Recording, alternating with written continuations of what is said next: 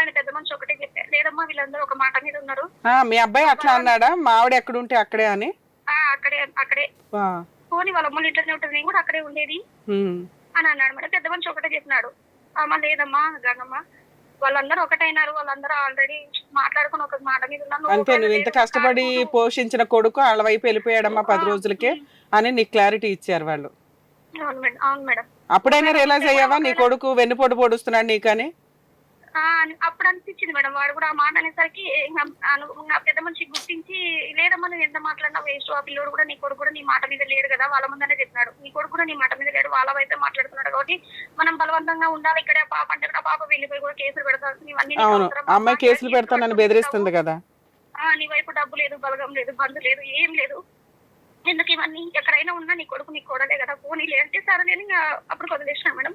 అప్పటి నుంచి 10 ఏళ్ళు అవుతుంది. 10 ఏళ్లలో 3 సార్లు వాళ్ళ ఇంటికి పోయింది. ఒకసారి పిల్లల్ని చూద్దామా, పిల్లలు చూడలేదు నువ్వు అని మహబూబ్ నగర్ లో ఉన్నప్పుడు పిల్లలు చూద్దామా అంటే పిల్లలు దునికపోయినాను మేడం.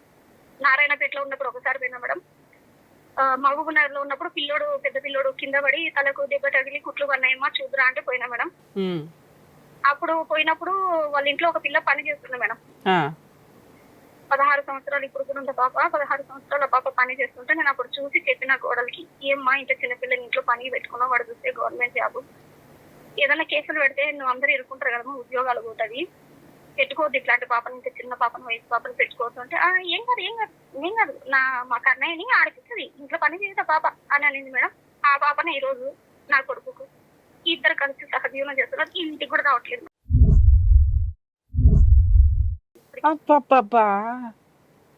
10 సంవత్సరాల్లో ఒక 2 సంవత్సరాలు అయిందంటే మేడం, కోడలే ఫోన్ చేసి చెప్పింది, నాకు కూడా తెలియదు ఈ విషయము. కాదమ్మా, ఇప్పుడు మీ అబ్బాయికి పెళ్ళై 10 ఏళ్ళు అవుతుంది, 10 ఏళ్లలో 7 సంవత్సరాల బాబు ఒక బాబు ఉన్నాడు, 2 సంవత్సరాల బాబు ఒక బాబు ఉన్నాడు మేడం, ఇద్దరు కొడుకు. కాదు, నీకు నీ కొడుకు ఇంత వెన్నుపోటు పొడిసినా కొడుకు బాగుండాలి, భార్య పిల్లలు కలిసి ఉంటే చాలరా బాబు అని అనుకొని వాళ్ళ సపరేట్ ఫ్యామిలీ కూడా పెట్టనిచ్చేసావు, వాళ్ళ వరకు వాళ్ళు హ్యాపీగా ఉంటే చాలు అనుకున్నావు.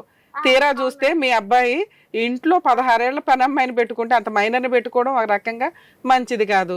సరే 16 ఇయర్స్ అమ్మాయిలు అంటే ఇంట్లో పని చేయడానికి ఏదో గడిచిపోయింది తెలియలే. మీ కోడల కన్నా బుద్ధి ఉండాలి కదా, ఇంత టీనేజ్ అమ్మాయిని పెట్టుకుంటున్నాను, ఈయన ఏదన్నా తేడా చేస్తాడా అని. ఇప్పుడు ఆ అమ్మాయి అన్ని విషయాలు తెలుసంట మేడం. ఈ కోడలు నా బిడ్డకు చెప్పిందంట మేడం, ఇట్లా మీ అన్న 2 సంవత్సరాలు అవుతుంది వేరే పిల్లని, ఇంట్లో పనికి వచ్చే పిల్లని పెట్టుకొని ఇట్లా ఇంటికి రాకుండా అయిపోయినాడు, పూర్తిగా పిల్ల దగ్గరే ఉండిపోయినాడు, మాకు అన్ని తెలుసు, 2 సంవత్సరాల నుంచి జరుగుతుంది, ఇది ఎందుకులే సర్దుకోదాం అంటే ఇప్పుడు పూర్తిగా సరే ఆవిడ పోయి ఆవిడ తవ్వుకుంది, ఆవిడ అనుభవిస్తుంది. సరే మీ అమ్మాయి పెళ్లి కన్నా వచ్చారమ్మా వాళ్ళు, బాధ్యతలు ఏమైనా తీసుకున్నారా? పాపకేం పెళ్లి చేయలేదు మేడం. మా అమ్మ ఉరుకులాడుకుంటే నేను నా బిడ్డ నా కొడుకు ఇట్లా అయిపోయానే ఉన్నావు, ఇంత పెంచి పెద్ద చేసుకుంటే చిన్నప్పటి నుంచి తండ్రి పోయినా కానీ నా బాధలు నేను ఉంటే ఈ అమ్మ కూడా లవ్ మ్యారేజ్ చేసుకుంది మేడం. అరే ఎంతకాలం అయింది మీ అమ్మాయి లవ్ మ్యారేజ్ చేసుకుని? ఇప్పుడు 2017లో చేసుకుంది మేడం. ఇప్పుడు ఆ పాప కూడా 2 పిల్లలు. సరే అమ్మాయి కాపురం బాగానే ఉందా?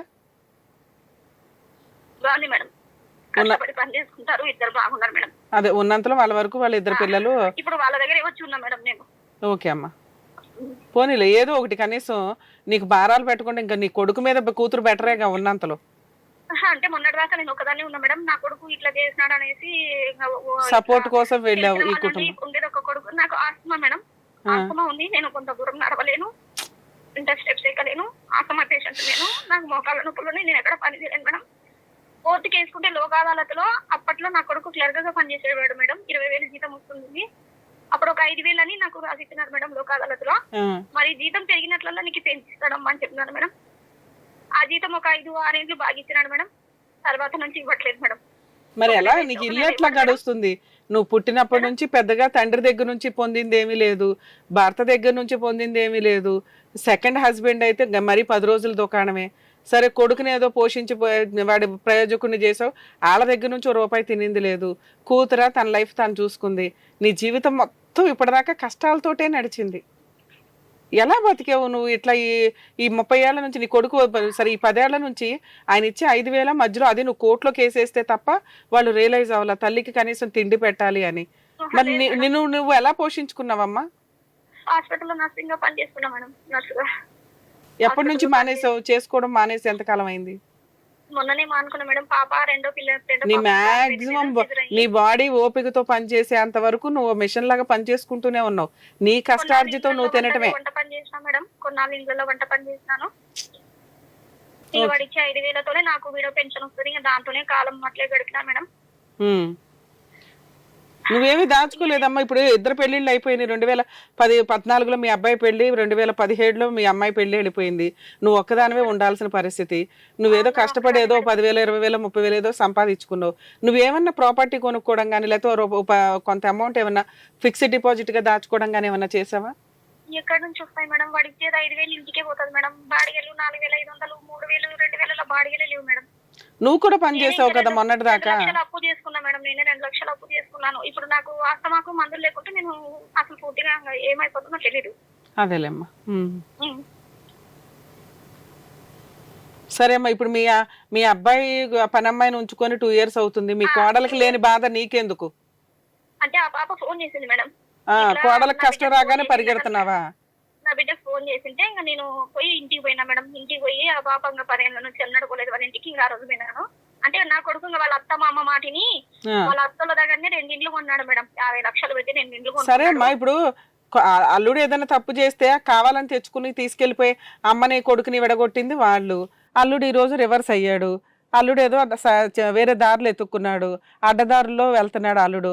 అతనికి బుద్ధి చెప్పి మార్చుకోవాల్సిన బాధ్యత వాళ్ళ ఆవిడది, వాళ్ళ అమ్మ నాన్నది, అంటే అత్త మామలది. వాళ్ళు చూసుకుంటారు కదా, నీకెందుకు కష్టం? నువ్వు చేసిన ఏ పనికి వాల్యూ లేదు వాళ్ళ దగ్గర. నువ్వు ఇంకా ఎందుకు తాపత్రయపడుతున్నావు? వాళ్ళకేదో న్యాయం చేయాలి, వాళ్ళకేదో సర్వీస్ చేయాలి, వాళ్ళని ఏదో ఉద్ధరించాలి అని. అంటే మేడం నా పిల్లలు కూడా సేమ్ అంతే. చిన్న పిల్లలప్పుడే భర్త చనిపోతే ఎంత కష్టపడ్డారో నాకు తెలుసు. నీకు అన్యాయం చేసిన కోడలు కూడా నీలాగా కష్టపడకూడదని ఆలోచిస్తున్నావా? వెరీ గుడ్ అమ్మా.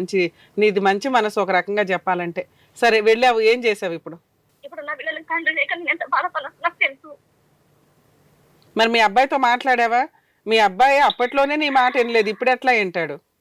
అదే మేడం పోయినాను మేడం కోడల దగ్గర పోయి, ఏమ్మా ఇట్లా జరిగిందంట కదా, నువ్వు గాయత్రితో ఇట్లా చెప్పినావంట కదా, అమ్మ ఇట్లా జరుగుతుందంటే. అవునొస్తా 2 సంవత్సరాలు అవుతుంది ఇది జరగబట్టి, మాకు అన్ని తెలుసు. ఫోన్లలో మాట్లాడతాడు, ఫోన్లలో.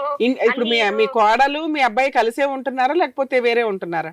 కలిసి ఉన్నారు మేడం. వాళ్ళు పెళ్ళైనప్పటి నుంచి కూడా 2 ఇళ్ళు కొనుక్కొని, కోడలు వాళ్ళ అమ్మోళ్ళ ఇంటి దగ్గర 2 ఇళ్ళు కొన్నాడు మేడం. ఒకటి బాడకి ఇచ్చినాడు, ఒకటి వాళ్ళు ఉన్నారు. 50 లక్షలు పెట్టి 2 ఇంట్లు కొనుక్కున్నారు. ఇప్పుడు పనమ్మాయితో సహజీవనం ఎక్కడ పెట్టాడు? మహబూబ్ నగర్ లో వాళ్ళ ఇంటికి పనికి వచ్చేదంట మేడం. ఇప్పుడు మహబూబ్ నగర్ లో ఉన్నారంట. ఇక అప్పటి నుంచి ఆ పాప పరిచయం అంట. కొంచెం ఇప్పుడు ఇంటికి వచ్చిపోయాడు అంట మేడం. ఒక 4-5 నెలలు అవుతుందంట పూర్తిగా ఇంటికి కూడా రావడం లేదంట మేడం. పూర్తిగా పాప ఒక 4 నెలల నుంచి ఇంటికి రావడం కూడా మానేశాడు. బాగా అప్పులు మొత్తం డబ్బు సంపాదించుకొని బాగుంది మేడం. ఆ డబ్బులన్నీ పోగొట్టుకుని ఎవరికైనా 5-10 వేలు అడుగుతున్నాడంట మేడం. అప్పుల పాలైపోయినాడు. వాళ్ళకు 11 లక్షలు పెట్టి ఏదో వాళ్ళకు స్థలం కొనిచ్చినాడంట మేడం. ఉంచుకున్న అమ్మాయికి స్థలం కొనిచ్చినాడంట. వాళ్ళకి అపార్ట్మెంట్ లో పెట్టేసి రెంట్ కడుతున్నాడంట. మా కోడలు మొన్న పోలీస్ స్టేషన్ లో కంప్లైంట్ ఇచ్చింటే వాళ్ళు పోలీసులు పిలిపించి కౌన్సిలింగ్ చేసినారంట మేడం. ఎందుకు బాబు కంప్లైంట్ ఓన్లీ హస్బెండ్ మీద ఇచ్చిందా, మీ మీద కూడా ఇచ్చిందా? మా అత్త అయితే మా దగ్గర లేదు సార్, 10 ఇంటి నుంచి ఆమె దూరంగానే ఉంది, ఆమె ఏం లేదు, అంతా మేము కలిసి ఉన్నాం మాది అని చెప్పేసి రాపించిందంట సార్. పోన్లేమ్మా, కాస్త ఉన్నంతలో మానవత్వం చూపించింది. ఓకే అని వాళ్ళు కౌన్సిలింగ్ చేస్తున్నారంట మేడం. పిలిపించి ఏం బాబు ఉద్యోగస్తులు ఎందుకు, ఇప్పుడు అసిస్టెంట్ మేనేజర్ గా చేస్తున్నాడు మేడం. మేకు అయితే మళ్ళా డిప్యూటీ మేనేజర్ గా ప్రమోషన్ వస్తుంది మేడం. మళ్ళా ఈ టైంలో 498 లీవ్ అంటే ప్రమోషన్స్ రావు కదమ్మా, ఆ జ్ఞానం కూడా లేదా? హిట్ టీవీ యాప్, ఇందులో short news, live news, entertainment shows, movies, digital magazines తో పాటు మీ జిల్లా వార్తలను కూడా ఫ్రీగా చూడొచ్చు. ఇంకెందుకు ఆలస్యం, వెంటనే హిట్ టీవీ యాప్ ని డౌన్లోడ్ చేసుకుని ఫ్రీగా ఎంటర్టైన్మెంట్ పొందండి. Hit TV app. Hit TV app. Please download hit TV app. Hit TV app ని ఫ్రీగా డౌన్లోడ్ చేసుకుని ఎంజాయ్ చేయండి. మీకు నచ్చిన ఎంటర్టైన్మెంట్ కోసం హిట్ టీవీ యాప్ ని ఫ్రీగా డౌన్లోడ్ చేసుకుని ఎంజాయ్ చేయండి. హిట్ టీవీ యాప్ ని డౌన్లోడ్ చేసుకుని ఆస్వాదించండి, ఆశీర్వదించండి. ఇంతమంది సెలబ్రిటీలు హిట్ టీవీ యాప్ ని డౌన్లోడ్ చేసుకోండి అని చెప్తున్నారంటే ఎంత మంచి యాప్ ఆలోచించండి. అమెరికా అమెరికా అమెరికా అమెరికాలో చదవాలనుకునే వాళ్ళకి విశ్వసనీయమైన పేరు మన శౌర్య కన్సల్టెన్సీ. UK లో 1 year masters. UK లో 1 year masters. 2 years work permit up to 5 years visa. Contact Saurya Consultancy. Contact 89851 89851.